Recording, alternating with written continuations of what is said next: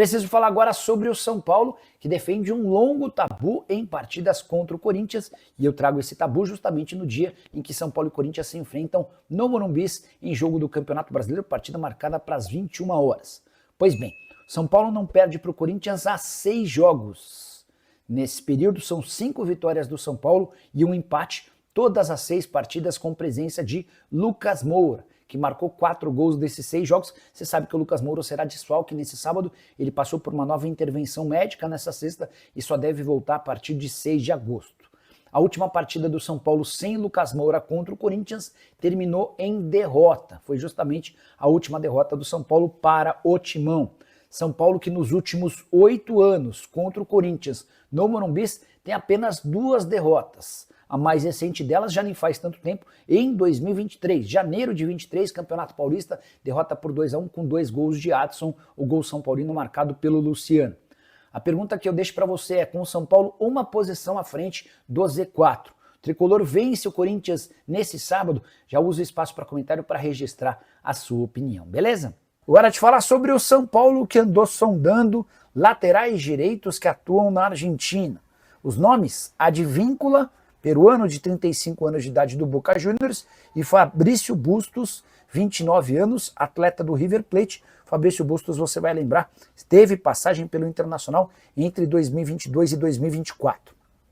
São Paulo nem pretende contratar um lateral direito, mas o Crespo é que tem batido nessa tecla sobre a necessidade de mais um jogador para essa posição, especialmente depois da saída do Igor Vinícius. Hoje o São Paulo conta com Cédric Soares e com meninos. O Mike seria a primeira opção, mas o Mike tem mais 6 semanas de ausência por causa de uma lesão. O Igor Felisberto e o Ângelo hoje são avaliados pelo Crespo como muito jovens, muito novos para esse desafio. Até por isso, o Crespo é quem tem batido na tecla sobre a necessidade da contratação de um jogador. O Advíncula foi sondado, mas não deve haver avanços. A questão da idade, os 35 anos e a queda física do Advíncula, que teve sempre o seu porte físico como um grande trunfo, tudo isso contribui para que o São Paulo não demonstre tanta intenção. O Advíncula chegou a ter seu nome colocado numa lista de eventuais dispensados do Boca Juniors, mas o Boca garante que vai manter o atleta. Já o Fabrício Bustos, o grande lance é a questão financeira. Hoje ele está avaliado em 3 milhões de dólares. E o São Paulo não vai, em hipótese alguma, investir toda essa grana num lateral. É importante contar que o São Paulo tem hoje como prioridades a busca por atacantes de lado de campo e por um meio-campista. Hora de falar sobre o tricolor paulista. Rian Francisco só volta a jogar em 2026. No treino dessa terça-feira ele sofreu uma ruptura de ligamento cruzado anterior, além de lesão no menisco do joelho esquerdo. A mais temida contusão, a do LCA, do ligamento cruzado anterior, acaba de atingir o atacante, que foi artilheiro da última Copa São Paulo de Juniores e também eleito o melhor da competição. Rian Francisco, que tinha a expectativa de que agora, sob um novo comando do São Paulo, ele pudesse jogar com mais frequência, até porque o Zubeldia não gostava muito do Rian Francisco. A expectativa é de que com Hernan Crespo a coisa melhorasse, mas não será em 2026. A tendência é que o Rian Francisco volte a atuar apenas no Campeonato Paulista do ano que vem, isso se a cirurgia e toda a recuperação correrem dentro da normalidade. Atleta que fez 10 gols na Copa São Paulo de Juniores, desde que se tornou profissional, passou a disputar 16 partidas com 3 gols no time principal. A saideira sobre o São Paulo, o tricolor anunciou 27 mil ingressos vendidos de forma antecipada para o confronto contra o Corinthians.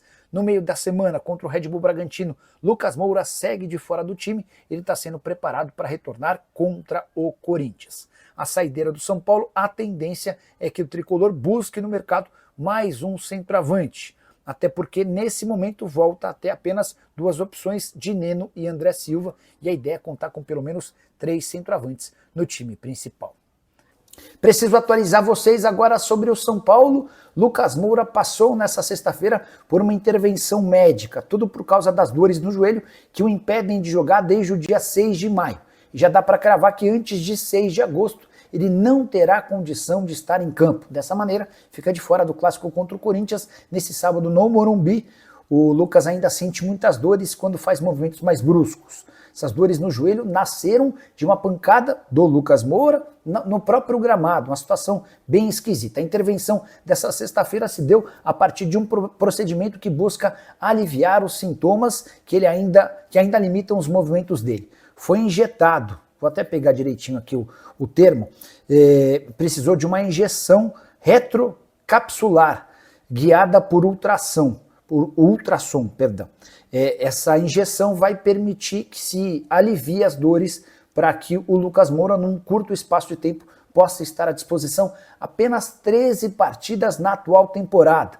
Nesse final de semana o Neymar vai ter mais jogos pelo Santos em 2025 do que o Lucas Moura pelo São Paulo, só para você entender como o dono do maior salário entre atletas do São Paulo tem sido bem pouco útil na atual temporada.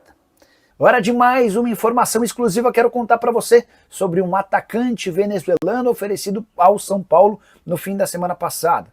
Kervin Andrade, jogador da seleção do seu país e que pertence ao Fortaleza, foi sugerido ao tricolor.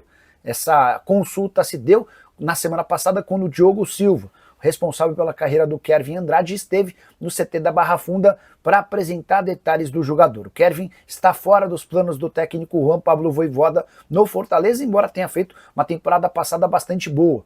Em 2024 foram 35 jogos, 7 gols e 5 assistências. O Diogo foi recebido no São Paulo, apresentou os detalhes, falou que consegue tirar o atleta do Fortaleza sem custos no empréstimo até o fim do Campeonato Paulista do ano que vem. São Paulo seria obrigado a pagar apenas os salários que estão dentro da realidade financeira do tricolor. O negócio só vai avançar se houver o sim do Hernan Crespo e também da comissão técnica, que prometeram analisar e estudar o futebol desse ponta, que tem bastante talento, muita qualidade nos pés, mas que ainda não conseguiu se firmar com a camisa do Lyon. Só para completar em relação ao São Paulo, o tricolor busca um lateral direito e mais um atacante de velocidade. Essas são as principais prioridades do mercado do São Paulo nesse momento. Tricolor que vem de 4 derrotas seguidas. Perdeu para o Flamengo no sábado, já havia perdido antes da pausa para a Copa do Mundo de Clubes, para o Mirassol, para o Bahia e para o Vasco da Gama. Até por isso, o Z4 virou algo bastante próximo.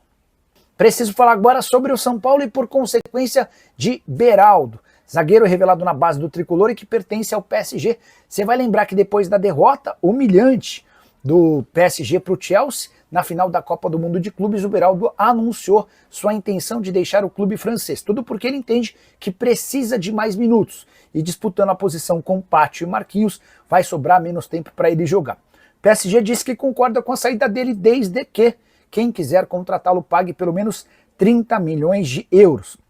A gente está falando de algo na casa dos 195 milhões de reais. E aí o São Paulino se pergunta, o tricolor ficou com algum percentual de uma venda futura? E a resposta é não. O São Paulo tem direito a 3% de qualquer negociação envolvendo o Beraldo até o fim da carreira dele pelo mecanismo de solidariedade, que é aquela cláusula criada pela FIFA para beneficiar clubes formadores. 3% de 30 milhões de euros e a gente está falando de 900 mil euros ou 6 milhões de reais, que não mudam a condição financeira do São Paulo, mas qualquer dinheiro é super bem-vindo, especialmente no momento de crise financeira do tricolor. Contei para vocês na manhã dessa quarta-feira que o São Paulo fechou o primeiro semestre com déficit, prejuízo de algo na casa dos 32 milhões de reais. É bem verdade que a projeção no início da temporada era de que nos 6 primeiros meses do ano o São Paulo fechasse com 46 milhões de reais de prejuízo, ou seja, São Paulo conseguiu ficar 14 milhões de reais melhor do que aquilo que havia sido estimado. Bora fechar o vídeo com informação exclusiva. São Paulo fechou o primeiro semestre de 2025 com um prejuízo de 31 milhões e 800 mil reais. Isso significa que ao longo dos 6 primeiros meses do ano, São Paulo gastou quase 32 milhões a mais do que aquilo que arrecadou. O número pode causar preocupação, mas é importante destacar que a projeção do São Paulo para o primeiro semestre indicava um prejuízo de 45 milhões e 800 mil reais. Ou seja, São Paulo conseguiu ficar 14 milhões de reais com um prejuízo menor em 14 milhões na comparação com aquilo que havia sido projetado. É sempre importante lembrar que os clubes brasileiros faturam mais no segundo semestre do que no primeiro, entre outros motivos, porque várias das premiações e cotas de televisão são depositadas nos últimos 6 meses do ano. Um ponto importante a se destacar é que o São Paulo fez várias vendas ao longo de 2025 no primeiro semestre. A venda do Alves ainda cai no mês de julho, mas não há expectativa de outras grandes transferências, o que pode impedir o São Paulo de conseguir um resultado melhor. Tricolor que tem batido à risca tudo que está sendo planejado pelo FIDIC, porque até para seguir aquilo que está combinado nesse fundo de investimentos que está captando dinheiro, São Paulo não pode gastar mais do que aquilo que está orçado. Até por isso, muita dificuldade na contratação de atletas. Hernan Crespo pede um lateral direito e mais um ponto. Se esses jogadores chegarem, você pode ter certeza que chegarão de graça ou por empréstimo. Imaginar que o São Paulo faça compras nesse momento está completamente descartado. Hora de falar sobre o São Paulo, quero te atualizar sobre duas especulações que surgiram nos últimos dias. O zagueiro Marlon, ex-Fluminense, e o lateral direito Ricard Sanches, que é espanhol, poderiam ser novos reforços do tricolor. Vale a lembrança de que o São Paulo avançou nas tratativas com Gonzalo Tapia, atleta que pertence ao River Plate. Você soube primeiro que o chileno era o alvo do São Paulo em vídeo dessa quarta-feira. Pois bem, sobre Marlon, o Marlon está livre no mercado, você vai lembrar dele, ele surge no Fluminense, chega aí para o Barcelona, para o Shakhtar, enfim, disputou a Copa do Mundo de Clubes pelo Los Angeles FC e não teve seu contrato renovado, ou seja, está livre no mercado. Consultei uma fonte são paulina e a resposta foi chance zero. Também perguntei sobre esse Ricard Sanches, nunca havia ouvido falar sobre esse jogador, é um espanhol de 25 anos de idade que pertencia ao Granada, também ficou livre no mercado a partir de junho. Consultei essa mesma fonte do departamento de futebol tricolor e a pessoa assegurou que o Ricard também não será contratado. Jogador com 7 partidas pelas seleções de base da Espanha, mas fora dos planos do tricolor. Só para completar, importante registrar também que o empresário do Alan Franco esteve na terça-feira no CT do São Paulo.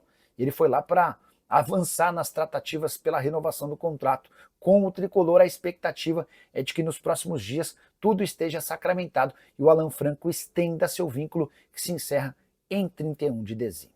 Fala pessoal, estamos aí com atualizações importantes do São Paulo.